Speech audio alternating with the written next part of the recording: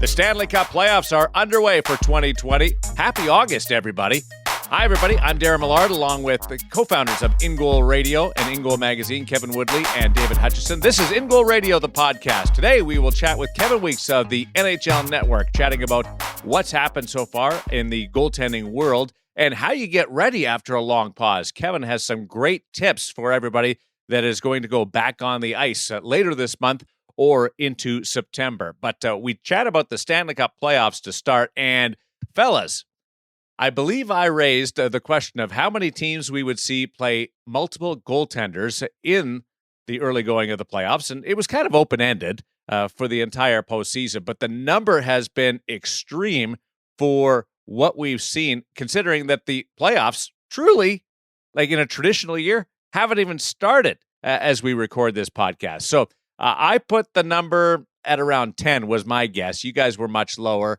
and we're approaching double digits right now. Your thoughts, and this is the number of goaltenders that have actually started a game for their teams. Hutch, let's start with you because you are the detractor to this theory and this trend. Well, it wasn't detracting the theory. I just sort of thought it would be fewer than you guys thought it would be. And of course, we've had a nice little offline argument about whether the round robin even counts or not. And apparently you all think I should have clarified it a long time ago. I needed to spell it out in the contract. I didn't think it was going to be anywhere near 10. The fact that it's five's five the number, in the right? qualifying series. Yeah, 5. Even that surprised me a little bit because I understood everybody's rationale, and for sure there's more tough decisions than ever before. But I still thought that guys would ride their horses. And so the fact that it's been 5 surprised me. The round robin, to me, that doesn't count because there's no more at stake there than the Major League Baseball All-Star game in terms of seeding. I disagree with you there. And of course, guys are going to rotate to have a look at everybody. It's like the play-ins in the Olympics where everybody gets a shot and then they decide who their guy is. Like, you don't think number one seed in the round robin is important when you're going to get a Montreal or a Chicago in a 12 seed? I'm not saying it's not important. I just clearly they're not taking it as seriously as they're taking those play-in games. I mean, the intensity's not the same. They're definitely playing a couple guys because they can.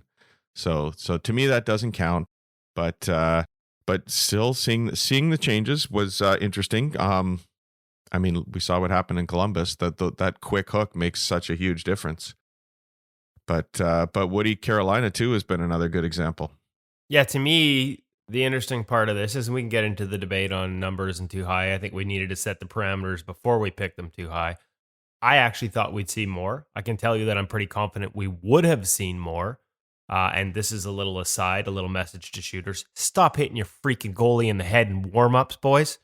Because if Antti Raanta doesn't get pegged in the warm-ups and have to be declared unfit to play in the first end of back-to-backs, my information is he would have started the back end of back-to-backs and we would have had one more number to add to this list. As it was, interestingly enough, Darcy Kemper has to play them both, and he was good. 19 saves in the first period, 39 overall in that win, and then 49 in the clincher 2 days later. So, the whole theory on playing the rested guy has diminished over the years, but when it was originally put out there, the gap in save percentage that was sort of cited in that study has come down quite a bit since, with a larger sample size, more people measuring. And I would argue the gap between starter and backup shrinking since that was sort of first published. But interestingly, first published by Eric Tulsky, who is now running the analytics side and doing a whole bunch of things for the Carolina Hurricanes,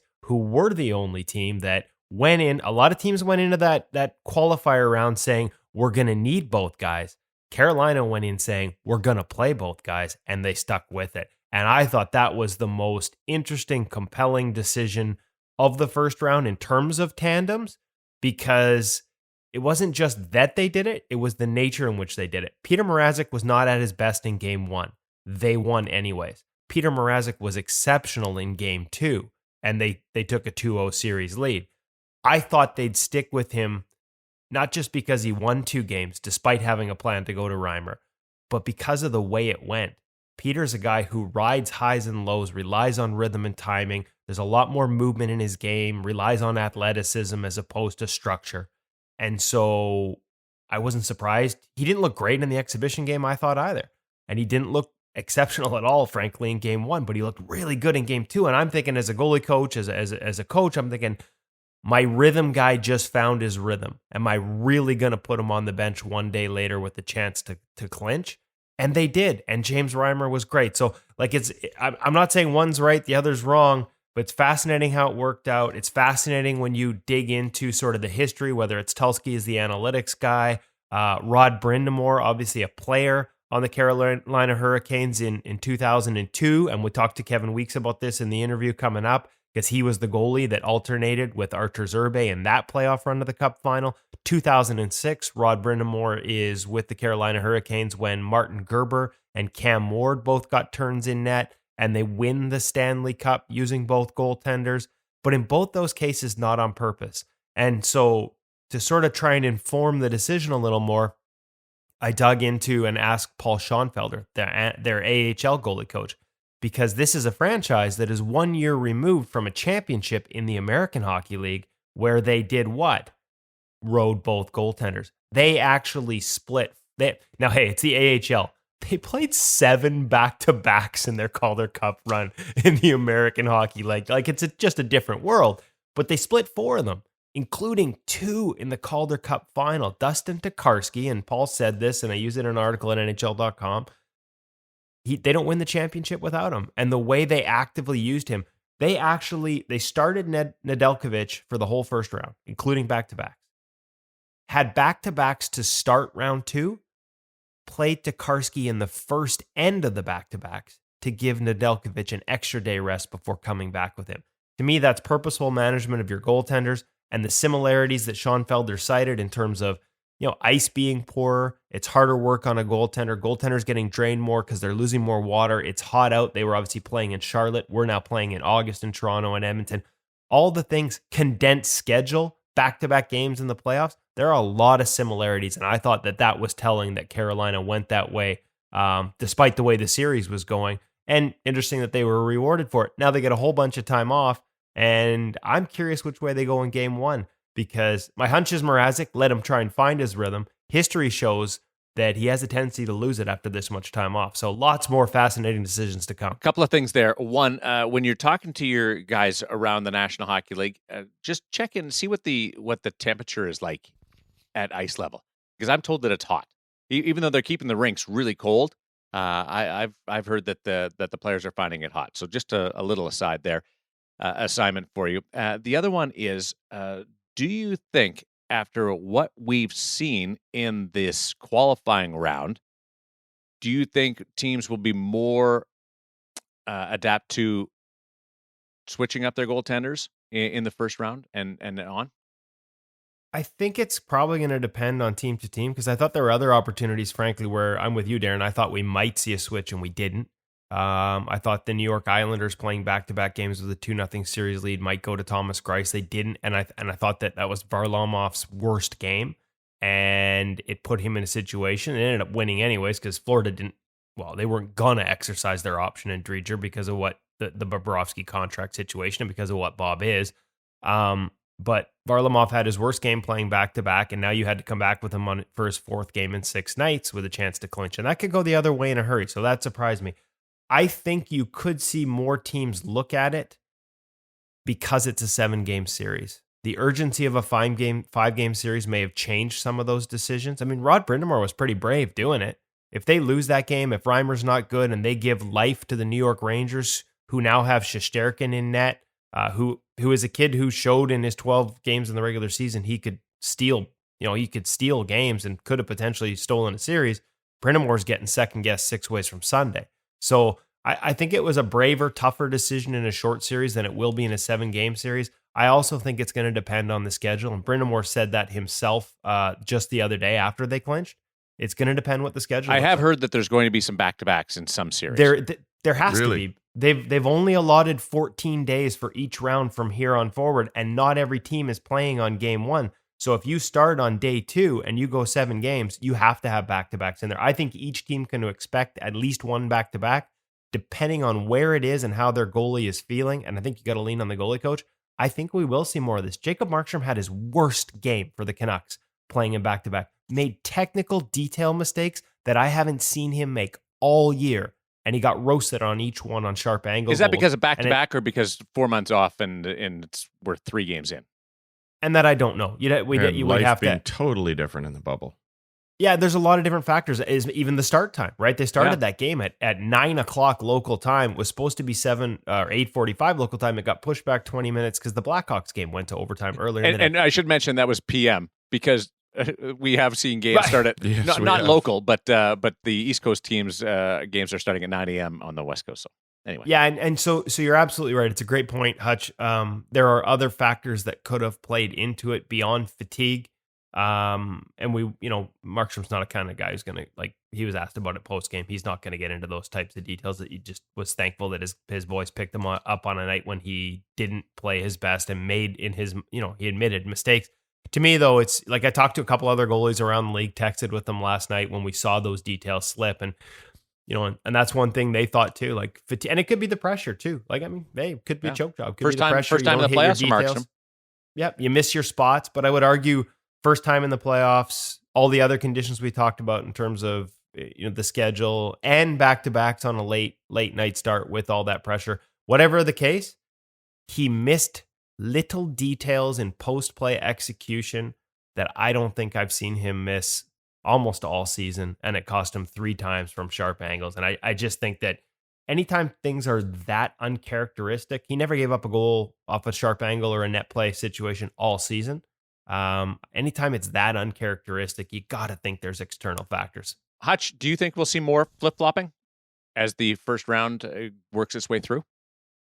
I mean, I think I agree that it's a team by team thing, and based on the schedule, I'm gonna mea culpa. I didn't realize we'd be having back-to-backs in the first round here, and I think that's huge. You should hang out with Woody and I more. I know I should. I should just get back off the road and hang out with you guys online more.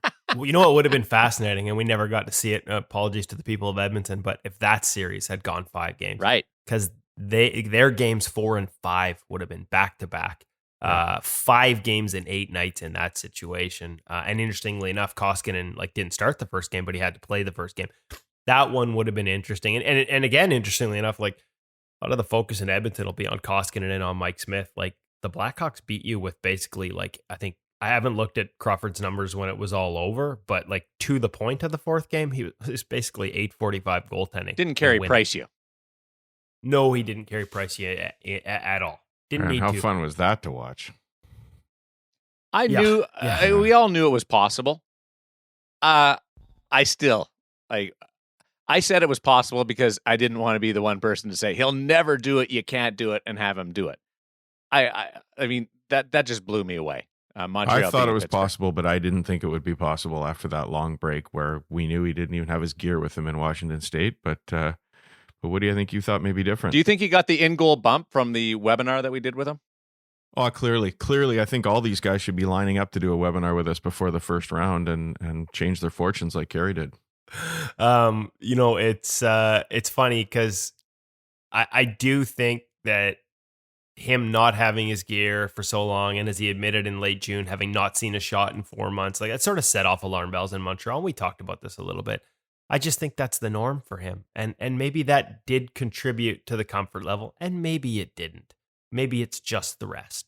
But I do think for the guys who I thought would have the toughest time with this are the guys that need to be on the ice in June, twice a week in July, and all of August. And the guys that just pack it away and don't think about hockey, and all of a sudden this became a 4-month break, just like their regular offseason. Again, how much of a difference does it make? I can't say. But for sure, they've got it in their hip pocket that I've done this before.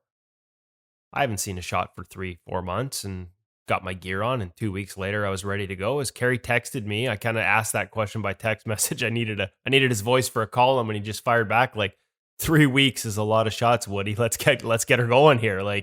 Training camp and 3 weeks of shots. He was fine. There was no problem, and he looked pretty damn good in the first round. Interestingly enough, I had another person text me this who's in the NHL, so I won't divulge the name. But a goalie coach with another team. Notice anything as good as Carey was he Carey, or was there any difference in it? You guys notice any difference in his game? Because we both thought the same thing And I thought it was interesting that we both had the same observation about how he played in that first round against Pittsburgh. Did you guys see a difference in what we would consider classic Carey versus that Carey? One of the things that I enjoyed the most about that first round series with him is we saw the same sort of technical brilliance that we've come to expect, but I also thought there were a lot of times when he threw it out and would sort of throw a different look at shooters that we weren't maybe used to seeing. And I really enjoyed that, because now you're going away from the book and you're going on instinct and experience, and you're controlling the game. You're not just reacting to the game. And I loved every bit of that in the first round series. It was a revelation for me. I mean, I think we really expect that sort of thing, and that sort of I wonder where that comes from. It's almost cliche to say that he was, but I just, it was great. And I'd spent 2 weeks before that watching Carey Price highlights every night. We were at Eli Wilson's camp at Edmonton, and he's sort of the textbook for all the young goaltenders there. And still, it was just brilliant to be able to watch. He was more active. Like, yeah. I don't think there's any question, if you've watched him over the years, there was more activity. And yet, like you said, there's times he threw it out, even with the activity. Active? Like, there was more movement. He was still hitting his spots. Look at the PK sessions. Like, he's just flying around in there, still under control, still getting rotation, still squaring up to each shot, but just he wasn't sitting back and less casual, more active. There was just more movement. Well, there were a couple of occasions when he went into the old VH, actually, as we were talking about our VH with Markstrom the other day. And then he busted out a technique we coined around the house as the diagonal horizontal, because suddenly the VH became a very active one. There were different components this time. Yeah, and funny enough that it's interesting, because remember when we had him on the webinar, we talked like going over video to prepare for the webinar and then using it in the webinar. I think we were all surprised by how much we saw him use a traditional VH as a sort of post load, actually even outside the post on odd man rushes, where he would load VH and use it to take away the short side high on the shooter, but be loaded for a big push across. And he talked about using that. And I just thought we saw more examples of those types of reads and those types of situations. And that's what I meant by being a little more active, Darren. Like, we think of him as calm and composed and sitting back and waiting for everything to come at him. I thought there was more. He was a little more aggressive at times, which leads to more activity, but without losing the calm and composure. When you can fly around on the PK like he did, and kudos, I'll give credit. Justin Goldman from the Goalie Guild clipped quite a bit of them. So I saw him on his Twitter feed. Like, I was watching the game, but then he would clip them, and you'd see sort of as the Penguins are moving the puck all over the place on the PK, Carey just following it around again, like not passively, not beating everything on his skates, down quite a bit, but just really active and still hitting all his marks, never losing his rotation, always on spot, always square at each new spot. And then at the end of it, there are a couple of the sequences. There's one I remember where the puck was loose at the side and then he basically dove out and covered it, like so active like that. And then when it's all said and done, he stands up and looks like he's just getting ready to have his first cup of coffee in the morning. I'm not going to lie to you. That bothers me. Confidence. That bothers me. I want to see some huffing and puffing, and like I feel less of a human being when he gets up and is just so calm. I'm not. Oh. Looks like he just got out of bed and he's waiting for that first cup of coffee, and you got it. Like, I'm sorry, there's a psychological element there, both for his team and for the Penguins. Like we saw Sid hit the crossbar in the elimination game. Like, by the end of that, they've got to be thinking, I have to be perfect with a shot to beat this guy, and that's why we've written articles about it. The stats for him, when you adjust the numbers, this was not a Carey Price year. But he is one season removed from being second only to Andre Vasilevsky in the NHL in terms of goals saved above average. So it's not like it was 2015 the last time he had the ability to dominate. And there's a reason players pick his name when they talk about the hardest goaltender to beat one-on-one in all those player polls. And I think some of that crept into the heads of the Pittsburgh Penguins when I watched the way they were trying to move the puck. They just felt they had to create perfect plays at times to beat him or make perfect shots. That if there's a stat on forced misses of the net, I'm willing to bet Carey was highest on that list in the first round. Before we get into the interview, I just want to clarify one thing. Your numbers on back-to-backs, did you say that they're growing back towards the same person playing both games, or reinforcing splitting them up? No, it would. They actually. the numbers when they originally published, and they became something that people talked about a lot since, indicated that the gap between playing the rested guy and the starting guy was significant, like 0.02 on a save percentage, which is the difference between a 920 and a 900. And actually, I think in this case, to go right back to the numbers that Tulsky cited, and again, this was over a 2-year sample size, was on a Broad Street hockey blog for the Philadelphia Flyers at the time. Look at now he's running the analytics. Like, I mean, he's obviously brilliant and a genius, but that's where he was before, and that's how far the game's come. Now he's running decisions like that.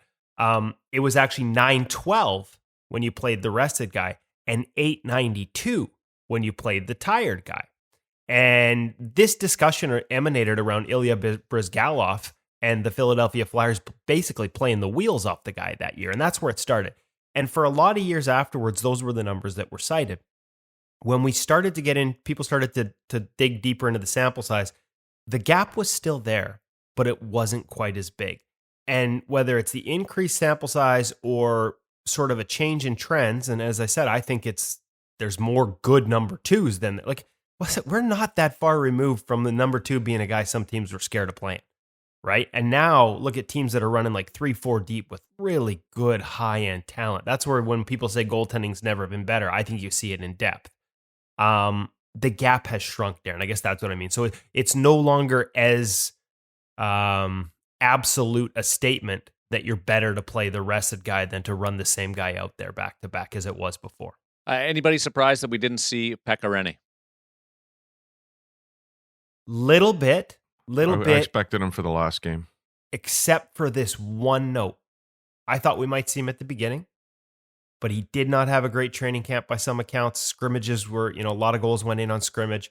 Pekka has traditionally been a very strong starter, and UC hasn't. And I thought that, and John Hines even cited it going into training camp, that might be part of their decision. Like, Pekka's career best month is October, and UC's worst is October. Of course, UC's always spent October as a backup. He's never been given the opportunity to get into a rhythm.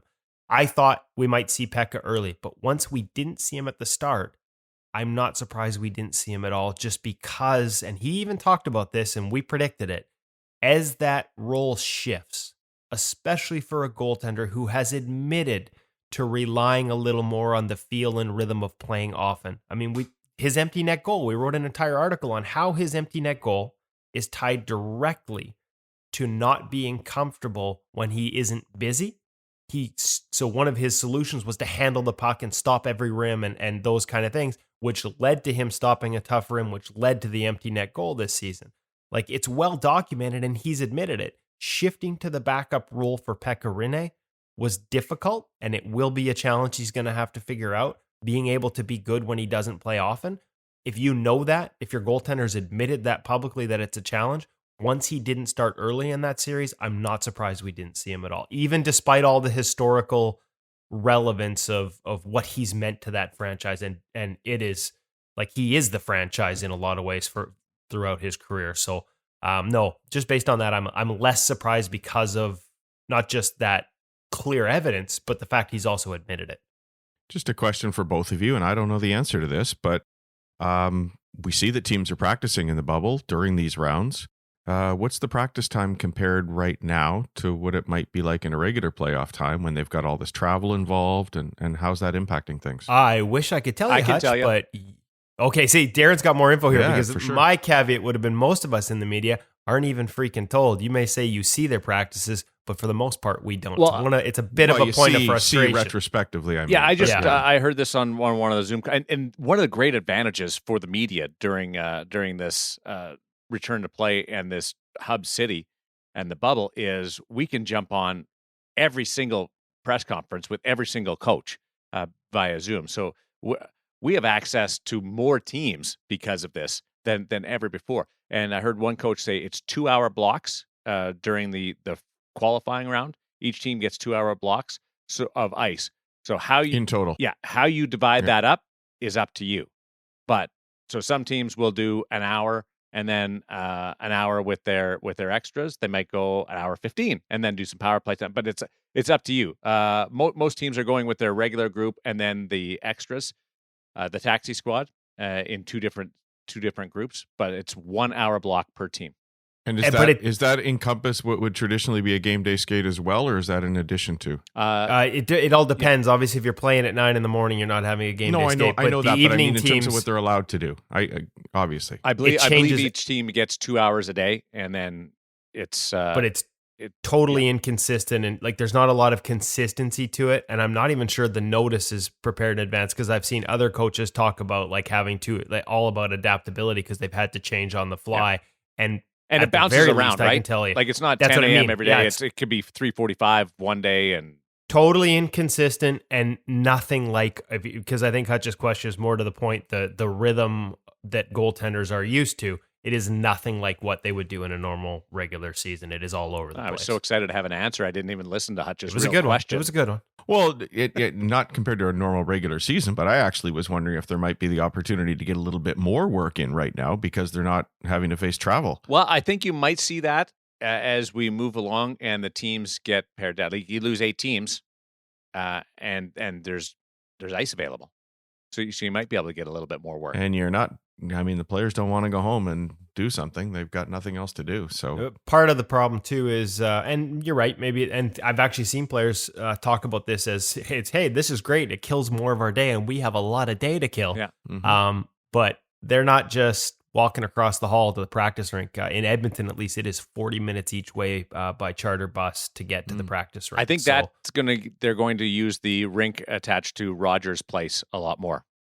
So again, as we move forward, these challenges should become less. You're right, Hutch. It'll be interesting to see, because traditionally in playoffs, practice time gets shut down. It's a challenge for goaltenders, right? Good question, Hutch. Thank you, gentlemen. Thanks for contributing, Dad. We'll deal with. Should mention there's a couple of really long consecutive start streaks that were halted in that qualifying round. Marc-Andre Fleury with Vegas had Robin Lehner step in. With the Nashville Predators, Pekka Rinne had his consecutive start streak stopped, and also Henrik Lundqvist with the New York Rangers. We'll deal with the Henrik Lundqvist side of things late in the interview with Kevin Weeks, and then we'll jump on afterwards and with our thoughts. But off the bat, Kevin Weeks from NHL Network, former goaltender, now commentator, chatting about what he has witnessed in the qualifying round in conversation with Kevin. The Kevin and Kevin Show.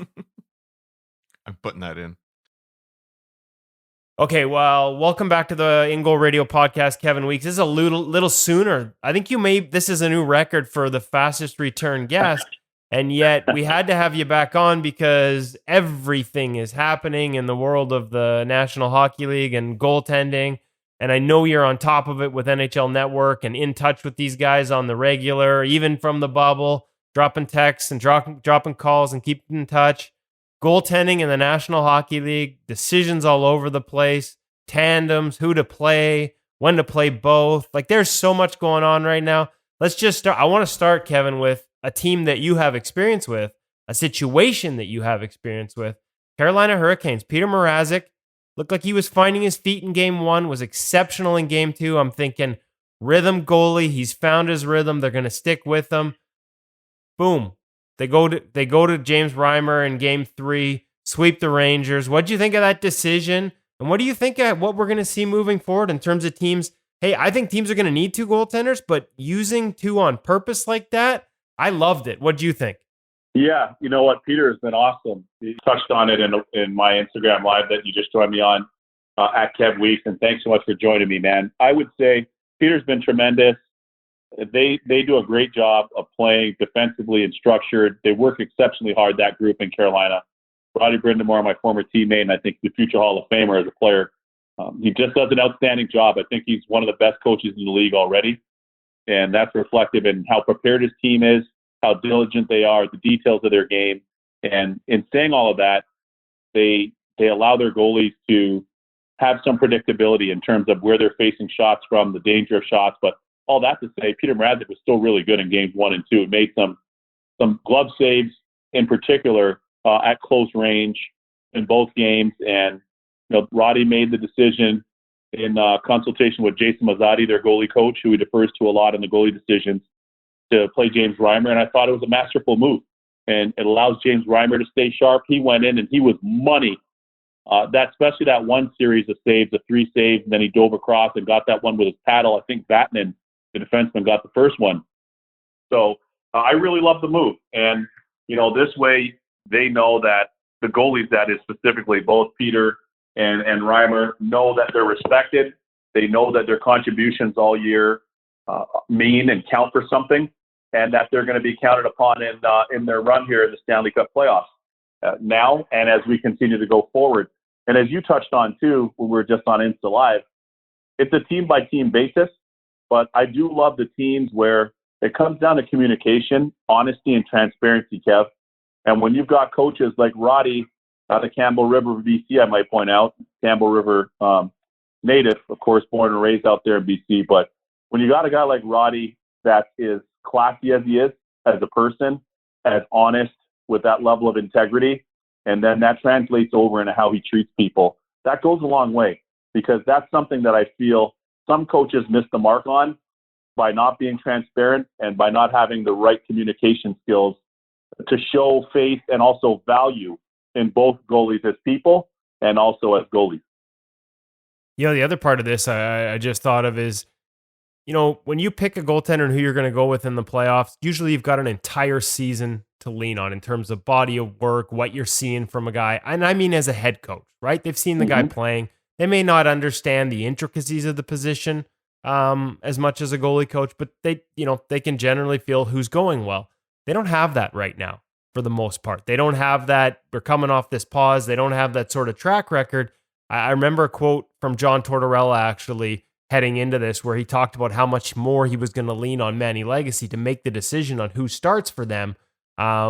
Just because, and I think this may be important around the league, like without the benefits of games and sort of those types of results for a head coach to look back on, you really are trusting the goalie coach in terms of what he's seeing in practice from guys and his knowledge with each guy individually in terms of what their game looks like when it's on, even in practice. What are the keys that they know, hey, this guy's feeling good? And sometimes it's just the communication as well, with the guy open on his communication about where he's at with his game before you, and an ability to sort of have a head coach that trusts that when you relay it to him.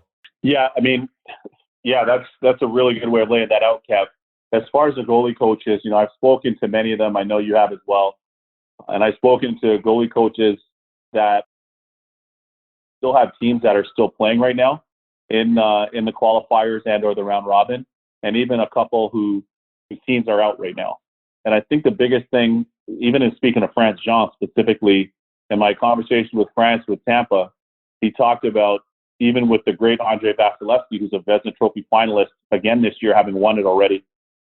He said they basically started from scratch at the resumption of the pause. And he said they literally started with crease movement, skating. He said, we just literally started from scratch, like from our skating, crease movement, post movement, on our feet, on our knees, on our knees, on our feet. And we just built everything. We just rebuilt everything and went through all the chapters of the book, starting with the first one. And I thought that was really interesting. So, obviously Andre Vasilevsky is a superstar. He's one of the best goalies on the planet. But if he can do that, and if he starts that way in terms of the restart, it's pretty impressive. And I think that, from all the other goalie coaches, they're watching your movement patterns. How's your skating? Are you crisp? Are you pushing hard? Are you stopping hard? Are you balanced when you stop, when you get to your spot? Are you able to recover into your post? Can you integrate into your post? Do you have the right save selection when you go into your post, given a situation? How hard are you competing?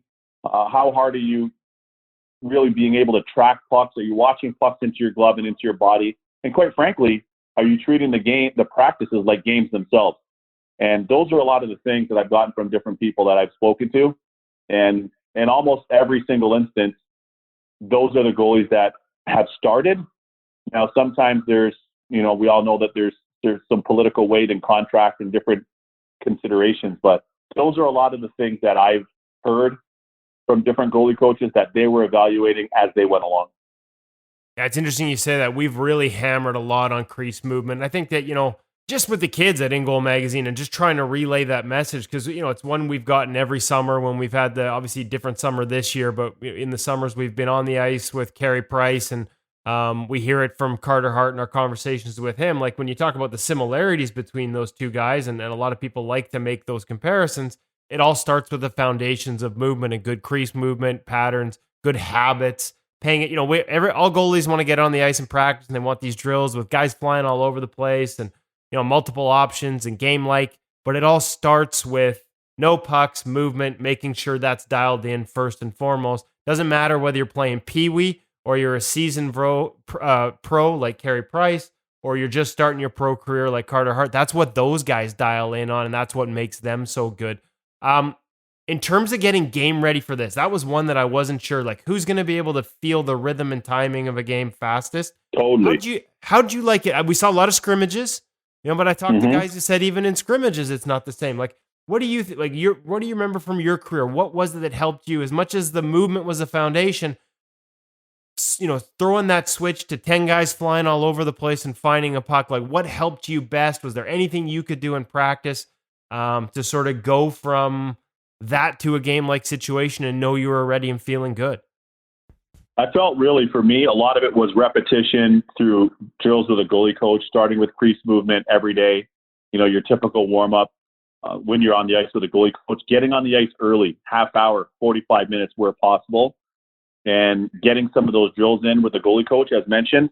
And then honestly, the best thing for me, and I think it's the most underrated drill for every goalie in hockey at every level, is rebound game. I feel like rebound game and point shots, like long point shots, and, just line up D or forwards that can shoot from a little bit more distance and let them have 10 pucks and just let them shoot every puck. They're shooting a score, although it's repetitions for the goalies. They're shooting the score from the point or just inside the blue line. And nothing better than to be able to feel pucks, track pucks. And then once you can feel it, you can track it. Then the subtlety of rebound control comes into play too, right? Then, you're catching pucks with your glove. You're cradling the ones that come to your chest. You're scooping ones off the ground like a first baseman off the ice for the low shots. The shots of the blocker, for the most part, you're angling them where you want them to go. And then do some where they just shoot them on the ice. Old school Harry Lumley, and go down and do your butterfly save selection and just try to ensure that you're feeling that puck off the blade. You have just enough pressure on your stick, which people don't talk about. Just enough pressure on your stick to be able to angle that puck to either side. If it comes straight 5-hole, you can deaden it. If it's a little bit off to your right, your blocker side, you can angle it into the glass or into the netting or into the corner. If it's over on your glove side, you can guide it into the glove side boards and or glass and or netting or corner. And then again, getting back to the rebound game, I feel like the rebound game was awesome because it brought a competitive element to the guy who's the shooter up top. Pressures on them to shoot, either to score or shoot to create, as Mitch Korn talks about. So are they shooting to beat you, or are they shooting to, get maybe a little bit of an off-speed shot off your pillows in hopes that it creates a rebound for one of the rebounders in front of the net? So a combination of those things were always best for me. Love it. Now, I've seen different variations of rebound game. How was it set up? How did you like it set up the best for you? I loved it set up with the pucks up in the high slot, probably about 8 feet above the, say at the top of the circles, in the high slot at the top of the circles, about 8 feet up from the hash marks, and set up right in the center. I have my shooter. I have 4 guys flanking. So 2 rebounders, beneath, below the shooter, and then 2 just off of either post, just in front of me. And, if the shooter shoots it and I make a save, it counts for 1, and there's no rebound. Or if there's a rebound and, we get it out, it goes past the dots, then it's a dead play. If it goes beneath the goal line, it's dead, and it's my point as well. But if the shooter misses the net completely and, kicks the field goal, so to speak, and hits it off the glass or up in the netting or just misfires, and then that's worth 2 for me.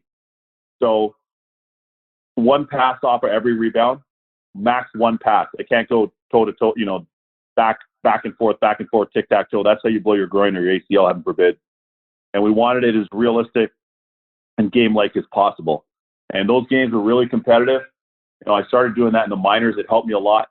Anytime I lost my game or I felt rusty at the NHL level or, I was kind of lacking in confidence, it got me back. So a combination of those drills, but I think the rebound game, that brings out the competitiveness in your shooters. They want to play because it's fun for them, so they want to participate. And it really stimulates a lot of game situations for you because you're seeing a shot from a prime scoring area, number one. And then number two, you also have the added challenge of being able to try to control your rebound. And in the event that there is a rebound down low, you're able to battle in a way that kind of stimulates the game. So that's what I love so much about that one. I was just going to say that the competitive element there too, especially when we started this conversation in terms of how do you get ready for a season and go from, practice to a game environment. That competitive matters so much. And a lot of the goalies I talked to heading into this talked about small area games as another way to sort of find that edge that, even in scrimmages in a training camp, you can kind of coast your way through it. But once you bring out the compete, whether it's shooters or players, like that's where guys like that little edge, that competitiveness, that's what gets you ready for a game. So it's interesting. I think in honor of that answer, we're going to have to pull out a few of those variations of the rebound game that we've recorded over the years with pro goalies in the summer and share it with our In Goal Mag audience here in the next week. Weeksy, the other part I wanted to ask you about, and I know we got a quick little window here because you are a busy man right now with 24 teams playing an NHL network going and all the great things you do. Instagram Live, thanks for having us on. I wanted to ask about your experiences in Carolina because the whole concept of two and who's going to use two is, I think that's going to become, maybe I'll be wrong, but I think that's going to become a massive storyline. I'm watching it right now, with Montreal and Carey Price and Tristan Jarry in the other end. So let's start with Carolina. You went to the Stanley Cup final in 2002. It was you and Artur Zerbe, maybe not the same situations, but what does it mean when the team knows both guys they can trust, and how important do you think it will be in these playoffs in particular? It really takes the pressure off of the team because the team know that they can't, you really can't miss in the sense that whoever's in between the pipes is going to give them a chance to win. And they know whoever's in between the pipes is going to compete hard. And, that's a great feeling because there's no, okay, we have to go to so-and-so. Okay, we have to go to so-and-so. We don't have confidence in so-and-so. We don't like when she's in the net. We don't like when they're in the net. You don't have that. You feel like every time your team takes to the ice for a game, you have a chance to win regardless as to who's in. And that's a position of strength. And I always said this for the longest time, especially here in North America, even here in the States, but even back home in Canada too. Some people they were so wrong in looking at it like football. Like the NFL is only 16 regular season games. No disrespect. I've got buddies in that league in different roles, but it's still only 16 games. The NHL is an absolute marathon. It's literally like a triathlon of hockey and of pro sports. And being able to play that many games, 82 in the regular season, you already see how intense these qualifiers are now just to qualify for the playoffs, let alone be in the playoffs, right? So all of that to say, when you've got two, in some cases three, how about St. Louis last year? What are you going to argue? Like at some points, Jordan Binner was a 5 in St. Louis, although he was wrongfully evaluated. And at other times he was the 4. And he's the guy that emerged to help win them their first Stanley Cup in over 50 years. And now go on to become a great goalie and an NHL All-Star in his first full season in the league this year. So I think that the teams that have depth at the position, that do a great job of developing, which is something, if I ever end up running an NHL team, that's going to be a big part of my mandate, is being able to develop at every position, but especially at the goal position, having played it, is develop assets at that position that are deep within the organization. So you don't get a sense of, you don't get a sense of holding your breath, regardless just of who's in the net, whether it's your 1, your 2, your 2 plays like a 1, your 3 plays like a 2 or a 1, your 4 might be a bit more of a project, but within 1 or 2 years, depending on their development arc, they could very well be a 2 or a 1 like Jordan Binnington became. So the coaches that handle it properly and that are transparent and that are respectful, and the goalie coaches that do likewise, the organizations, the management that set that mandate, those are the teams I think that are best positioned for success. The odd time you have a rare unicorn that is Carey Price, like Montreal, they're sitting in a very unique situation because he's a very unique goalie. And he's healthy and he's right and he's so skilled and he's been so great. You obviously see how well he's playing against the Pens again. But that's very rare. Those are few and far between. I think most teams have to take a position where they develop assets at the position, and it might take two. For some teams, it might take 3 or 4 this year. Well, I was just going to say, like, as good as Carey's been, I mean, I think there's probably a lesson there as well, Kevin, in terms of look how good he looks rested, and Totally. what do we need to do to make sure we can get this guy to the end of a season looking like this, as opposed to wearing him into the ground. And I don't mean to single them out. There are other teams that are in the same boat where they've just, I mean, I think we're past the day of riding a guy so hard there's nothing left when it counts. And I think you're seeing the value in arrested Carey Price right now in the first round against the Pittsburgh Penguins, and probably something that if I'm the Montreal Canadiens, I may be investing a little more in making sure that I've got that again next season.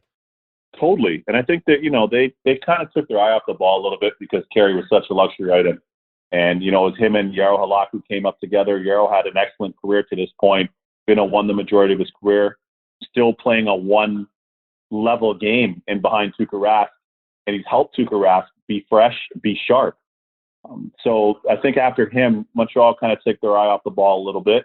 And fortunately for them now, I think Charlie Lindgren has some upside, and I've seen some of his good games, especially when he first came up a couple of years ago. And I really love Caden Primo, Keith's son, and Wayne's nephew. I love Caden. I remember Keith and Wayne telling me about him when he was young, and I just love everything about his game. Watching him at the World Juniors for Team USA, watching him at Northeastern in college hockey, and winning the back-to-back Beanpot, prestigious Beanpot tournament in Boston. And he played very well this year in their AHL team, and he also played very well when he got called up. And nice to see. I think he's on a good trajectory for them. They want to get him as many games as possible. But you're absolutely right. A Carey Price scenario now is very rare, and you're right. Him being rested certainly helps him look as crisp and sharp as he's looked at this point so far in the qualifying round. Well, to continue with Carey Price, let's go to the comparison. Carter Hart. I know you've had a chance to talk to him. We've had him on the podcast. You've had him on with you. What impresses you the most? I mean, obviously I'm biased. We've had interviews with him and got to see the whole package and what he does. But what impresses you as a guy who's played in the league for so long, as a guy who talks to everyone around the league, when you watch Carter Hart play, or when you talk to him, or when you hear his approach, like what impresses you the most, and what makes you, what about it makes you confident that, Philly's got a good one for a long time? Because I know you are. Yeah, no, you've picked up on a lot of the same cues in Carter Hart. I mean, the first thing is his disposition. That's the first thing. He's self-assured. He's very, very confident, but still respectful at the same time. He has a great sense of identity in who he is as a person, where he's from, and also who he is as a goalie, which you pointed out. He's very at ease and very comfortable in his own skin, and he's very comfortable in his goalie gear. Nothing looks uncomfortable. It doesn't look forced. It doesn't look jittery. It's not herky. It's not jerky. And every goalie plays with their own cadence, right? Everybody has their own tempo to their game. I know you and I have talked about that before, where you might play with a little more bite. When Marc-Andre Fleury, the Flower came in, he was the fastest goalie I'd ever seen. Like, as fast as I thought I was, he was the fastest goalie I've ever seen. He was lightning. Like, it was so wild to watch. Looked like he was on fast forward. That's how fast he was.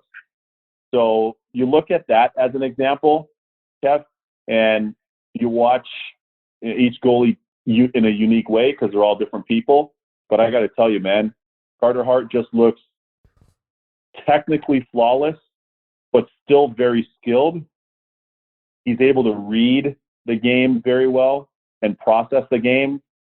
And what's crazy is, this is funny for a lot of your listeners, it was harder for him at the AHL level in Lehigh with the AHL Phantoms than it was at the NHL level. Like, that's what's wild to me. Like, keep in mind, he could have still been in junior in Everett out west, just south of you there in Washington State. And he was playing in the NHL. Like, it's wild. So he's just a rare combination of all those things. And, there's a big part of this too, Kev, and I know you're well aware of this. And from your conversations with him, anytime you interact with him, you just get a really good feeling. And everybody that speaks to him, all the veterans. I spoke to Claude Giroux a couple years ago, and geez, like he reminds me of Carey Price. Nate Thompson said it the other day. Nate Thompson played in Montreal. He just said it on our air the other day. Yeah, when we got Hartsey in there, it feels a lot like a guy that I played with in Montreal, meaning Carey Price. And then here's another thing too for a lot of your listeners that's been awesome about Carter Hart is he's a workaholic. He's in great shape physically. He's in great shape on the ice. He's very methodical about his game. He's very deliberate about his game. He wants to get better. He wants to be great. He knows he can match up against anybody already. But his teammates love playing in front of him. And he told me that Brian Elliott's had a huge impact on him this year. He said Brian Elliott had an amazing impact on him. And he said, as a veteran guy, Brian Elliott, seen it all, done it all in the league, been an all-star multiple times, almost been out of the league, bounced back, been a 1, been a 1A, been a 1B, been a young guy coming into Ottawa. Like, he's been an NCAA champion with Wisconsin. And Brian Elliott has been amazing to Carter Hart in terms of how he's treated him as a resource and how he relates to him, calling him, texting him, going to lunch, going to dinner with him. I can't say enough great things about the Moose, Brian Elliott, and Carter Hart will tell you that exact same thing. I'm not surprised to hear Brian Elliott, a guy who I don't think a lot of people realize, like, yes, NCAA champion, and then right into the NHL, completely had to rebuild how he played the game, and he did it while playing in the National Hockey League, just because the style he was taught in college was so unique. That is not easy. And then to see the career he went on to have, he's one of those guys we got to get on the podcast here because, and we've talked about it a little bit, just because of that unique path and because of, just that evolution he's gone through and such a good guy as well. I want to ask you one last one, Kevin, because you got to go, but you touched on it. Easier for Carter in the National than it was in the American Hockey League. We see Jordan Binnington, who I think his reads of the game are one of the things that separates him, like as good as everything else is. That's, you sort of have to, I think, to be as good, to be at the elite level. Yeah, hell, to be in the NHL, you have to have separators. Like, I think his reads separate him. When I look at his game, we've heard it from other guys. The game's just a little messier down there. And sometimes those patterns and connecting the dots on those patterns can be a little easier in the National Hockey League. Do you think maybe there's more guys in the AHL that we're sleeping on because the numbers aren't quite where people say they need to be to move on, and they might actually be better in the National Hockey League? Yeah, there's no question. I mean, you can make that case for several guys for sure. I mean, UC Saros is a good example of that. You mentioned him on Instagram Live. He was really good in Milwaukee. He had a good record, but even sometimes the records aren't even indicative of how good the goalies actually are or can be. Very rarely do you get a guy like Carey Price who goes on and wins a Calder Cup the way Patrick Waugh did, coming out of junior and going up to the American League while he was still just finishing his junior season and going on to win the Calder Cup as Patrick Waugh did. Carey Price did that in Hamilton with the AHL, then AHL affiliate of the Habs. Or Peter Mrazek, who they started in the Coast, who was great in my former junior team, one of them anyways, with the Ottawa 67s. And Mrazek was in the Coast. Mrazek goes to Grand Rapids. He helps then head coach win the AHL Calder Cup, right? Like that's the wild thing about it when you think about, and that's Detroit's current coach right now. It's just very rarely does that happen. Like, for the most part, you're slugging it out and you're playing. I remember my days in the American League. I was fortunate my rookie year in the EA to be a number one goalie right away and play a lot of games. And there were a lot of veteran NHL guys or guys that had cups of coffee. And it was the same thing when I went to the IHL, the old IHL. There was even more former NHLers. But playing 3-3, I played a lot of those 3-3s, right? Like Friday, 7 p.m., Saturday, 7 p.m. in different city, and then Sunday, say Binghamton, 2 p.m., Broome County Coliseum, as an example, or in Rochester, 2 p.m., So the AHL and the minors in general, more so here in North America than the minors over in Europe, KHL or Swedish Elite League or Swiss or what have you. I find that the AHL is more chaotic and less predictable than the NHL is. And I'm sure you've heard that from a lot of guys too. And that's why sometimes you could have goalies down there. Like in Van, for example, You guys have Mikey DiPietro, who I loved in Windsor.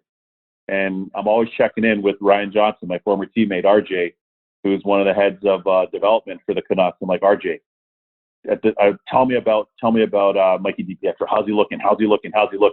Before that, it was Thatcher Demko. Tell me, how's Thatcher Demko looking? How's he looking in Utica? Tell me. So, yeah, I find that sometimes their skill and their talent, as we saw with Carter Hart and many other goalies, sometimes it's not fully maximized in the AHL because it's a little bit more of a scrambly, more of a chaotic game for sure. Okay, now I do have to have one last one, or Darren Millard will kill me because I'm famous for last questions. And I would, if I didn't ask you this one, I'd be hurting. How tough? Obviously, tough ending for the New York Rangers. We had an article at ingoalmag.com. We had some access to analytics that it drove me nuts this year around the trade deadline when a lot of people talked about Henrik Lundqvist being done. Before they went to a 3-goalie system, the adjusted numbers showed that Henrik was, not only was he playing well, he was still one of the top 6-7 guys in the league, still capable of being Henrik Lundqvist. Sure. That narrative drove me nuts, and yet Igor Shesterkin is undeniably an incredible talent, and that puts the Rangers in a tough spot. You played with Henrik, you know the passion, you heard about the work he did back in Sweden to, continue to drive on his game. Like, I don't see this guy as being done by a long shot.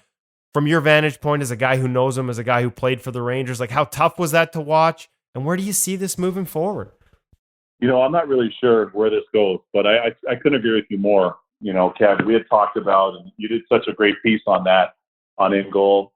I've had a chance since we moved back here to the Metro New York area, try to get to the Garden, given my schedule on the NHL Network, and get to games. And I literally stand at the glass, at ice level, Henrik or whoever's playing for the Rangers' right shoulder. And I've seen firsthand, I don't know, 10, 12 games a year. I probably saw 6 or 7 of his starts this year prior to the pause, if not more. And to me, he still looks like Henrik Lundqvist to me, which is a great thing. Now, does that mean he's going to be able to play 50, 60, 60, 70 at that level? I don't think so. But do I still believe that he can play at a high level? Absolutely. Do I still, in watching him play at that high level, do I still see a lot of the skill and reads and the ability to make saves? For sure. I thought he actually played well in the qualifier. I just thought game 2, the first goal he would have normally stopped. But aside from that, he looked good. He played really well. But what's hard, too, is you get measured. When you're great, you get measured against your own greatness. And in the event that he can't rip off a 930, 925, 922 save percentage consistently, then a lot of people that don't know the game as much as they think they know the game will say, well, Hank's done. He's not the same. You know what I mean? Like, that'll be their default. And as you said, you look deeper into the underlying numbers, and what you saw really kind of aligned with what my eyes saw with me watching him up close and knowing him and being a former teammate of his and a friend of his. So where do I see this going? I think a lot of this will be on Henrik. Like, does Hank want to end his career in New York badly enough to say, hey, he's willing to do that at the expense of games played? I don't know. Only Hank could answer that. Does he want it bad enough to where he wants to win a cup and he wants to go somewhere else for a year and maybe take a buyout and go to another team? I don't know. Only Hanky can answer that. But I think one thing is clear is the New York Rangers, based on what I haven't seen, they identify Shesterkin, who was money this year, and let's give him credit because he was awesome. They identify him as the now. Georgiev, who's come such a long way, and I've been a big fan of his too. They identify him as being the now. They're both 24-year-old goalies. So then that leaves the question of what do they end up doing with Hank, and what does Hank and the Rangers end up doing? Does he actually want to retire? Something that's been floated around. I saw Brooksy, Larry Burke, Hall of Fame writer here in New York with the Post, a hockey Hall of Fame writer. Brooksy said, he suggested, does he potentially even want to go back to Sweden? Like, does he want to go back to Frölunda and play with his twin brother, Joel, and try to win another Swedish championship? He already won one? I don't know. I haven't talked to Hanky about it. I've been respecting his space and his mental, his mind frame. And once everything dissipates, maybe before he heads back to Sweden for the summer again, him and I will hopefully meet up in the city and and be able to have a little sushi and talk it through. Yeah, well, all I know is I agree with you on all those things. It is a tough spot, and we always want the storybook ending. And it would look weird to see him in anything other than those iconic Bauer pads he's been wearing for the past couple of years. Like Right. in an era where there is no sort of iconic equipment set up, he has one, and Sure. it would look weird. But man, I just felt watching him like there's more there, and I hope he keeps playing, because as a fan of goaltending. Boy, have I loved watching him play the game, and the passion he has for it, like Luongo, no stone unturned, always looking for ways to get better. Man, I think we that's exactly what we need more of, and I'm with you. I don't think he's done. So, hey, Weeksy, thank you very much for taking the time, buddy. Took more than I said I would. Really enjoyed. Thank you for having me on the Instagram Live earlier today, too. Real honor for me to join the really distinguished list of guests you've had on there. I dragged it down a little bit, but I appreciate you scraping the bottom of the barrel for me, buddy. Thanks for doing this, bud. Go enjoy what's left of your evening after a massive week of work for you. I appreciate that, man. Keep up the awesome work at InGoal. You guys do an incredible job. You're leading in what you do, cutting edge. It's a great resource for all of us, young and old, in the goalie fraternity. For a lot of the grassroots, from the little kids that are playing novice to midget to BCJ, Alberta J, U.S. college, minors, Europe, pro, to the weekend warriors as well. So, and then also you do a great column on NHL.com with our crew at the league. So keep up the great work, man. Thanks for having me. I'm going to kneel you again to have you rejoin me on my Instagram Live in the next little bit. And thanks to all the great fans out there too. We have a lot of amazing hockey fans, and a lot of them have been very supportive during this time, especially with the racial equality stuff. A lot of them have been awesome and just very supportive in general. A lot of players, a lot of people in the greater hockey community. So thanks for that too. Keep up the great work, bud. We'll talk to you soon. All right, buddy. Thanks so much, man.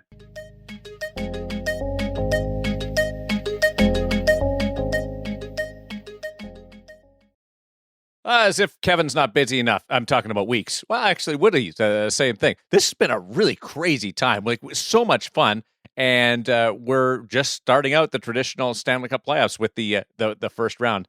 We got a long way to go, and the InGoal magazine and InGoal radio podcast will be with you all along this journey. But I want to give you guys both an opportunity to discuss the state and the future and the play of Henrik Lundqvist. Woody, just give me your thoughts. Listen, am I going to be a Henrik Lundqvist apologist or accused of it fairly?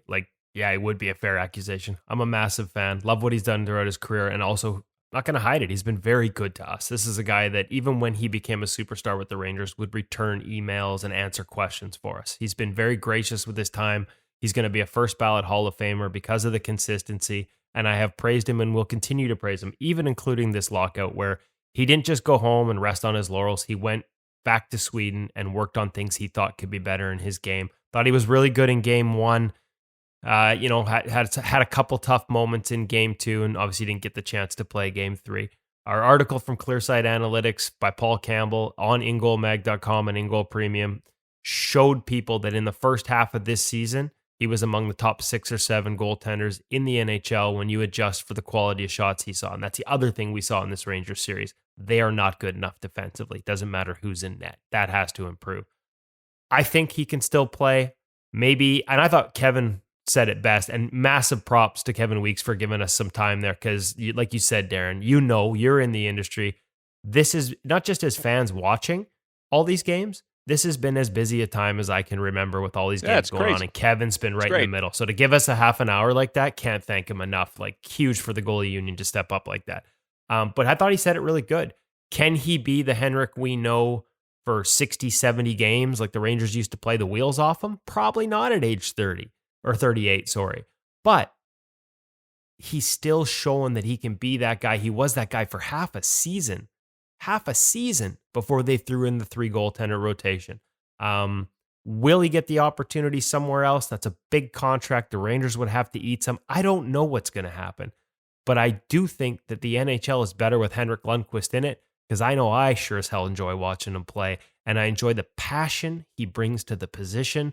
And from a bias perspective, I've always appreciated his willingness to talk about it openly with us.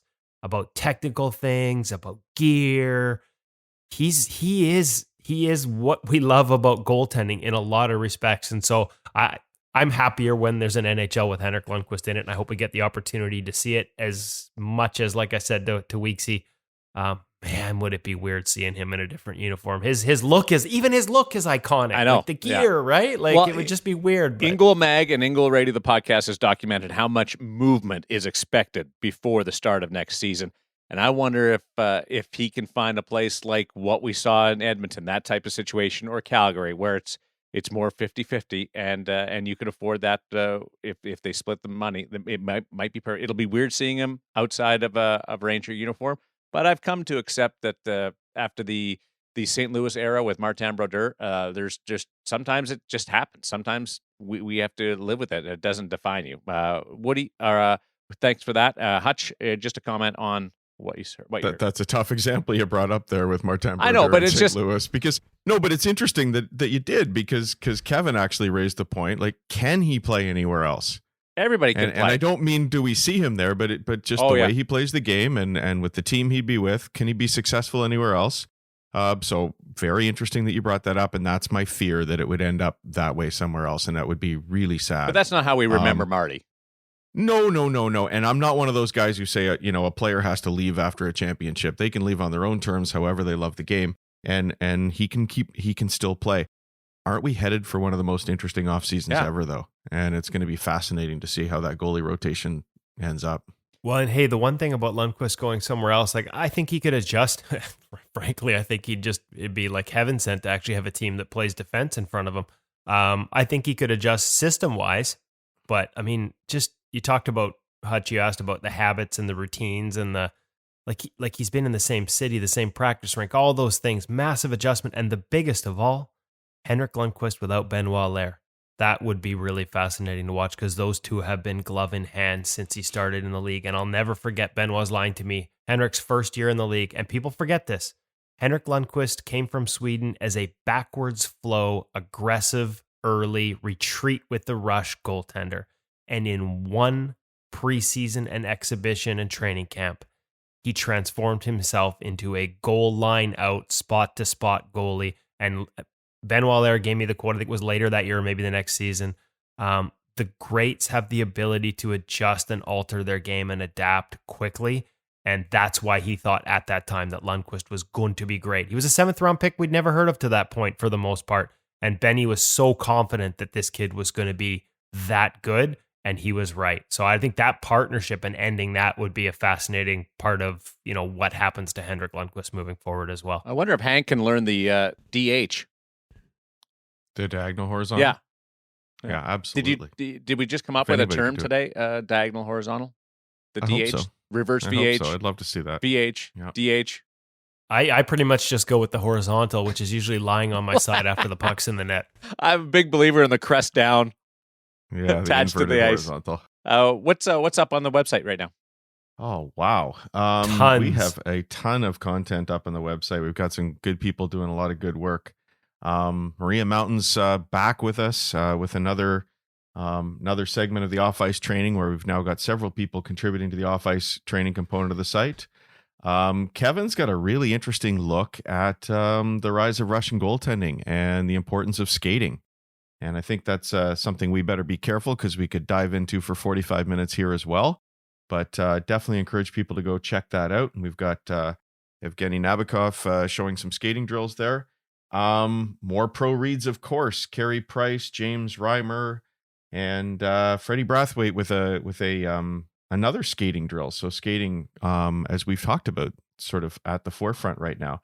And a whole bunch about the playoffs, about how different routines have affected goalies going into this, who should have started in the different rounds. We could maybe do a retrospective on Paul Campbell's fantastic work along with Clearsight Analytics. So tons of stuff up there. What are you enjoying? Pretty much all of it. And we're going to have, like I teased this the other week, but we've got some interviews set up here, both for the podcast and for ingoalmag.com premium, with some of the goaltenders that aren't taking part in these Stanley Cup qualifiers and now the Stanley Cup playoffs. Some of the guys that are looking at 4 months off. So I'm fascinated to hear. We have Ryan Miller coming on next week.